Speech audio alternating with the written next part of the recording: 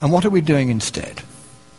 At Copenhagen, this December, weeks away, a treaty will be signed. Your president will sign it. Most of the third world countries will sign it because they think they're going to get money out of it. Most of the left-wing regimes around the world, like the European Union, will rubber stamp it. Virtually nobody won't sign it. I have read that treaty.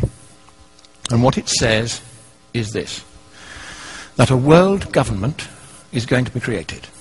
The word government actually appears as the first of three purposes of the new entity. The second purpose is the transfer of wealth from the countries of the West to third world countries in satisfaction of what is called coyly a climate debt. Because we've been burning CO2 and they haven't, and we've been screwing up the climate. We haven't been screwing up the climate, but that's the line. And the third purpose of this new entity, this government, is enforcement. How many of you think that the word election or democracy or vote or ballot occurs anywhere in the 200 pages of that treaty? Quite right, it doesn't appear once. So at last, the communists who piled out of the Berlin Wall and into the environmental movement and took over Greenpeace, so that my friends who founded it left within a year because they'd captured it. Now the apotheosis is at hand. They are about to impose a communist world government on the world. You have a president who has very strong sympathies with that point of view. He's going to sign. He'll sign anything. He's a Nobel Peace Laureate. Of course he'll sign it. And the trouble is this. If that treaty is signed, your constitution says that it takes precedence over your constitution. And you can't resile from that treaty unless you get the agreement of all the other states parties. And because you'll be the biggest paying country, they're not going to let you out. So, thank you, America. You were the beacon of freedom for the world. It is a privilege merely to stand on this soil of freedom while it is still free.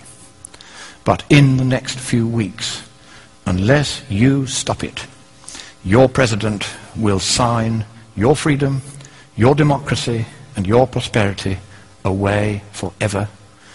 And neither you nor any subsequent government you may elect will have any power whatsoever to take it back again. That is how serious it is. I have read the treaty. I've seen this stuff about government and climate debt and enforcement. They are going to do this to you, whether you like it or no. But I think it is here in your great nation, which I so love and I so admire.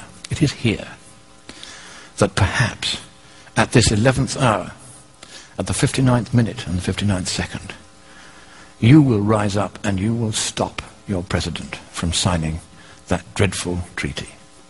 That purposeless treaty, for there is no problem with the climate, and even if there were, economically speaking, there's nothing we can do about it. So I end by saying to you the words that Winston Churchill addressed to your president in the darkest hour before the dawn of freedom in the Second World War. He quoted from your great poet Longfellow. Sail on, O ship of state. Sail on, O Union, strong and great. Humanity, with all its fears, with all the hopes of future years, is hanging breathless on thy fate.